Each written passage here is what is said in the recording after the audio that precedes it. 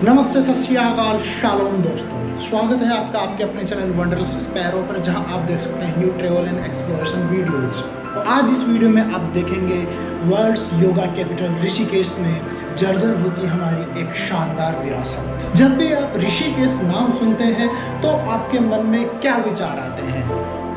चकाचौंध वाली गलियां और भीड़, गंगा नदी के सफ़ेद मिट्टी के किनारे या बीच, साथ में एडवेंचरस एक्टिविटी के लिए रिवर राफ्टिंग और ढेर सारी दूसरी एक्टिविटीज़। लेकिन इन सब से हटकर है बीटल्स आश्रम या फिर 84 कुटी आश्रम, जिसको इतिहास के पन्नों में लगभग भुला सा दिया गया है। तो चलिए वहाँ पर चलते हैं आज। उम्मीद करता हूँ आप द बीटल्स म्यूज़िक बैंड को ज़रूर जानते होंगे। अगर आप नहीं जानते तो आपको बता दूँ, 70 के दशक में ये इंटरनेशनल म्यूज़िक पे राज करने वाला एक म्यूज़िक बैंड था। लोगों में इनकी दीवानगी का ये आलम था कि जैसे ही इनका कोई नया एल्बम या सॉन्ग रिलीज़ होता था तो रातों रात हिट हो जाता था और आउट ऑफ स्टॉक हो जाता था। इस बैंड के मेंबर अपनी चकाचौंध भरी दुनिया से ब्रेक लेने के लिए, यूँ बोल लीजिए कि अपना आध्यात्मिक विकास करने के लिए पधारते हैं योग नगरी ऋषिकेश।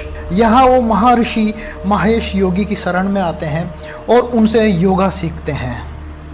अपने 1 महीने के प्रवास के दौरान उन्होंने यहाँ पर 50 से ज़्यादा गाने लिखे और उनका बहुत ही फेमस एल्बम था वाइट एल्बम, जिसके सारे के सारे गाने उन्होंने यहाँ पर लिखे। यहाँ पर लिखने के बाद में उनकी रिकॉर्डिंग उन्होंने बाहर की थी, लेकिन सारे के सारे गाने यहीं पर लिखे थे। और उनका ये एल्बम वाइट एल्बम बहुत ही हिट रहा था उस जमाने में।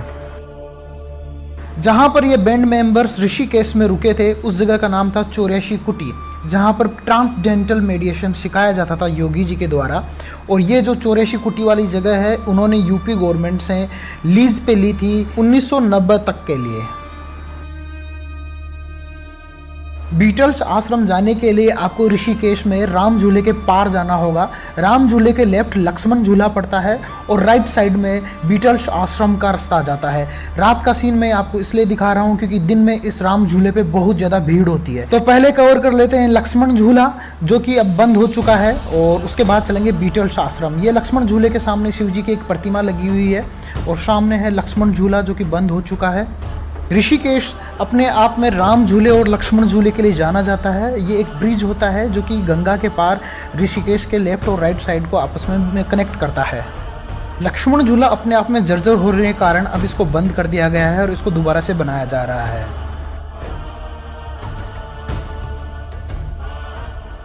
लक्ष्मण झूले से लगभग 5 किलोमीटर की दूरी पर है बीटल्स आश्रम।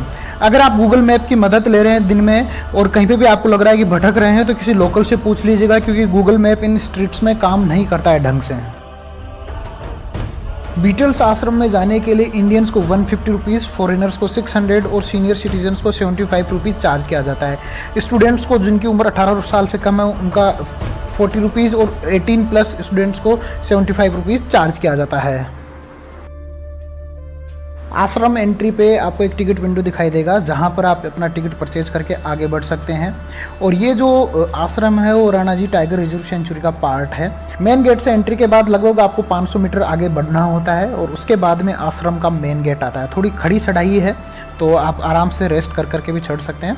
उसके बाद में आपको दिखाई देते हैं मेडिटेशन डोम यानी ध्यान मठ।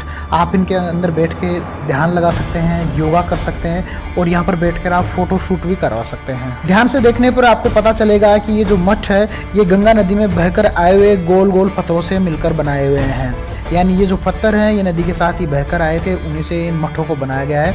मठों के बाहर लेबलिंग की गई है और उन पर नंबर डाले गए हैं। हर मठ में सीढ़ियाँ दी गई है जो कि अब जर्जर हालत में है, जिनकी सहायता से जो योगी यहाँ पर योग करते थे वो ऊपर इन मठों के जा सकते थे और ऊपर बैठकर भी योग कर सकते थे। इन सभी मठों में खास है मठ नंबर 9, जहाँ पर प्रसिद्ध सॉन्ग रिवॉल्यूशन 9 लिखा गया था।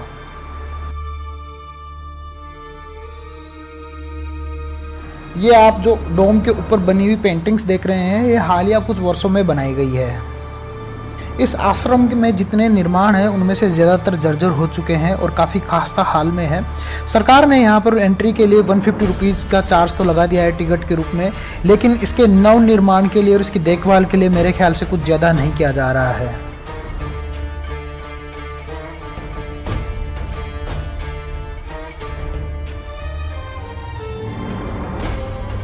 आगे बढ़ने पर आपको एक डाक विभाग का बॉक्स मिलता है जो कि संभवतः यहाँ पर बने हुए डाकघर से संबंधित है। स्वामी जी ने 70 के दशक में ही यहाँ पर एक डाकघर बनवा रखा था जो कि यहाँ पर रहने वाले फॉरेनर्स के काम आता था उनकी मेल्स को एक्सचेंज करने के लिए।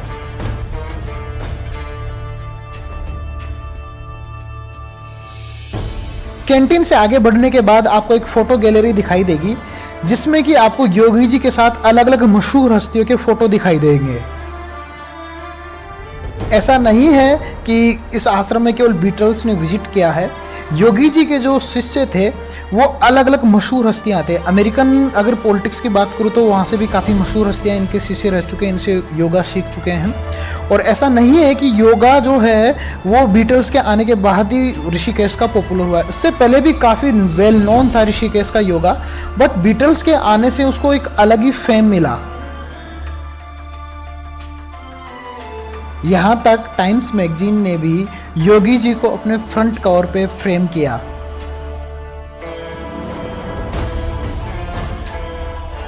फोटो गैलरी के बाहर आपको एक शिव जी का छोटा सा मंदिर दिखाई देगा जो कि 70 के दशक का ही बना हुआ है और वो भी काफ़ी जर्जर हालात में है।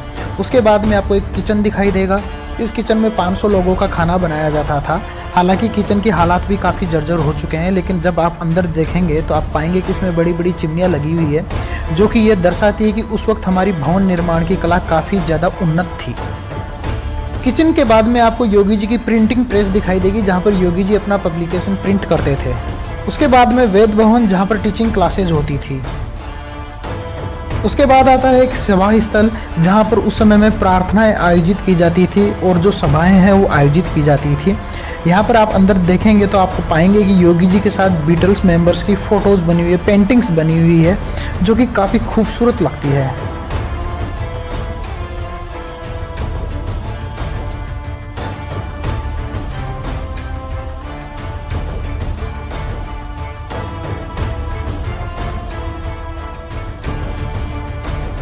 उससे आगे है आनंद भवन जहाँ पर योगा सीखने के लिए बाहर से आए हुए व्यक्ति ठहरते थे। यहाँ पर 250 से ज़्यादा चैम्बर बने हुए हैं और जिनमें ड्यूल ऑक्यूपेंसी के साथ 500 से ज़्यादा फॉरेनर्स ठहरते थे।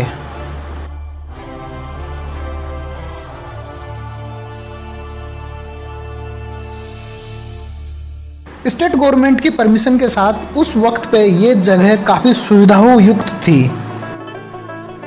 स्टेट चैम्बर्स के ऊपर योगा डोम्स भी बने हुए हैं जो कि ओपन एयर योगा के लिए यूज किए जाते थे। और अंत में देखने को मिलेगा 84 कुटिया। हिंदू धर्म में 84 नंबर जो है अपने आप में एक महत्वपूर्ण नंबर माना जाता है और उसी के आधार पर ये जो है 84 कुटिया यहाँ पर बनी हुई है जिनमें योगी जो थे उस समय योगा करते थे भिन्न भिन्न मुद्राओं में और एक दूसरे जो यहाँ पर प्रशिक्षु आए हुए होते थे उनसे योगा सीखते सिखाते थे।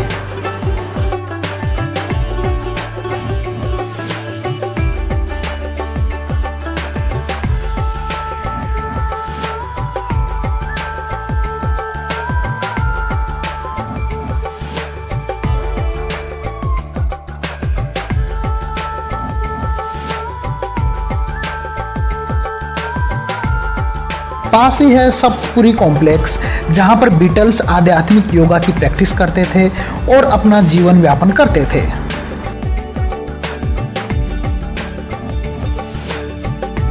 इन चैम्बर्स में योगा और ध्यान की प्रैक्टिस की जाती थी और मुझे देखकर बड़ी प्रसन्नता हुई कि इन सभी चैम्बर्स के साथ अटैच लेट बाथ था। सोचिए 70 के दशक में हमारी स्कूलों में अटैच लेट बाथरूम हुआ करता था हर एक क्लास के साथ। बड़ी उन्नत तकनीक थी शायद उस समय। यहाँ से वापस लौटते वक्त मैं बड़ा ही उदास हो रहा था। मुझे डर लग रहा था कि सरकार की उदासीनता के कारण हमारी एक शानदार विरासत और एक आश्रम खंडर में तब्दील होने जा रहा है। शायद सरकार को इस पे ध्यान देना चाहिए। बहरहाल निकल पड़े अगले पड़ाव पर। तो मिलते हैं अगली वीडियो में एक नई यात्रा और नई जानकारियों के साथ। तब तक आप स्वस्थ रहें, व्यस्त रहें, मस्त रहें। और हाँ, कमेंट करके जरूर बताइएगा कि वीडियो कैसा लगा। अगर अच्छा लगा तो लाइक करें, शेयर करें और अगर आप चैनल पर नए हैं तो चैनल को सब्सक्राइब करना ना भूलें। धन्यवाद।